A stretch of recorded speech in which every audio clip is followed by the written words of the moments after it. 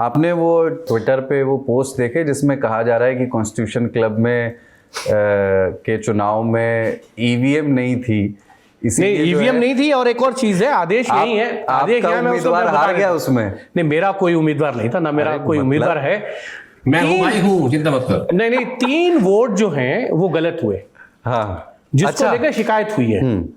2, एक चौधरी विजेंद्र सिंह, जो आदेश जानते हैं, हिसार से सांसद थे, चौधरी विजेंद्र सिंह के बेटे हैं, वो वोट कास्ट करने गए, उनको कहा गया आपका वोट पड़ चुका है, कोई मतलब आपने वोट कास्ट कर दिया है, तो उन्होंने कहा मैं तो आया ही नहीं, उन्होंने कहा नहीं वोट कास्ट हो गया।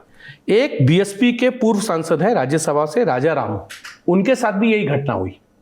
2 लोग पहुंचे और दोनों ने कहा गया कि आपका वोट कास्ट हो गया है।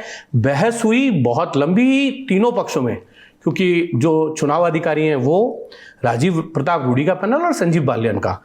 एंड में टेंडर वोट डाला गया इन दोनों के।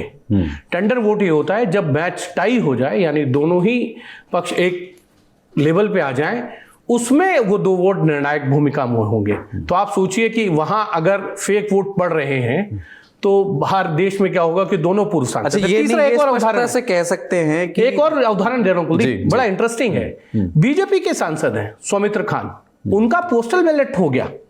उन्होंने चुनाव अधिकारी जो कांडपाल थे, असिस्टेंट एडिशनल सेक्रेटरी हैं लोकसभा के अंदर, उनको लिखित शिकायत दी है कि मैंने पोस्टल बैलेट नहीं किया है।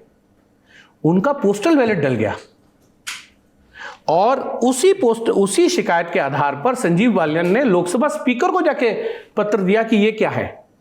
और इंटरेस्टिंग चीज ये है 38 पोस्टल बैलेट पड़े, जिनमें से एक पोस्टल बैलेट जो है वो रद्द किया गया, कारणवश कुछ त्रुटि होंगी। एक संजीव बालियान के पक्ष में गया, 36 राजीव प्रताप रूडी के पक्ष में गए। 30 पोस्टल बैलेट एक ही डाकखाने से पोस्ट किए गए कॉन्स्टिट्यूशन क्लब में, और वो भी नई दिल्ली डाकखाने से। तो ये सवाल ये नहीं है एसआईआर होना चाहिए तो वो कॉन्स्टिट्यूशन क्लब में भी होना चाहिए, क्योंकि 1295 वोटों में से 43 जो वोटर थे वो मतलब उनका निधन हो चुका है।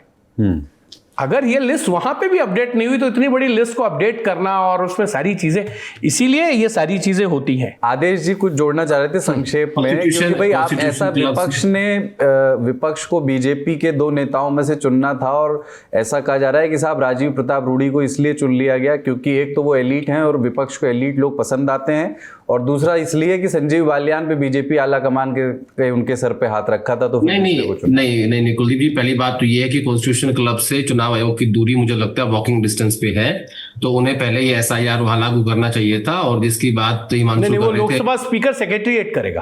विजेंद्र सिंह हिसार के पूर्व सांसद है बीजेपी की। जब वो वहां आजकल कांग्रेस पार्टी में जब वो वहां वोट डालने पहुंचे तो उनको बताया गया कि नहीं आपका वोट तो पहले पड़ चुका है। तो ये कहीं ऐसी बातें सामने आई। लेकिन जो आपने कहा कि राजीव प्रताप रूडी एलीट है और संजीव बालियान जो है वो कैंडिडेट थे बीजेपी हाईकमांड के, ये बात सही है आपकी। देखिए, लेकिन मैं ये नहीं कहूंगा कि राजीव प्रताप रूडी एलीट है इसलिए वो जीत गए हैं, उनका व्यवहार भी है। और दूसरा, जब बीजेपी आला कमांड के कैंडिडेट के रूप में वो सामने आए संजीव बालियान, तो विपक्ष ने अपना समर्थन इधर दे दिया, रूडी को दे दिया। तो ये तो चुनाव में होता ही है, कोई भी चुनाव हो, चाहे गांव का सरपंच का चुनाव हो या देश का चुनाव हो या एक क्लब का चुनाव हो, उसमें पक्ष भी होता है विपक्ष भी होता है। और मुझे लगता है कि जिस तरीके से कई सालों से इस क्लब के वो सेक्रेटरी हैं और जैसा उनका व्यवहार लोगों के प्रति है, तो उसमें विपक्षी पार्टियों का समर्थन मिला।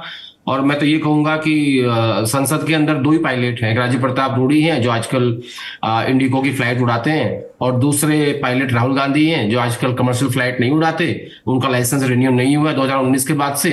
तो इस हिसाब समझ जाओ, काफी है मेरे हिसाब से।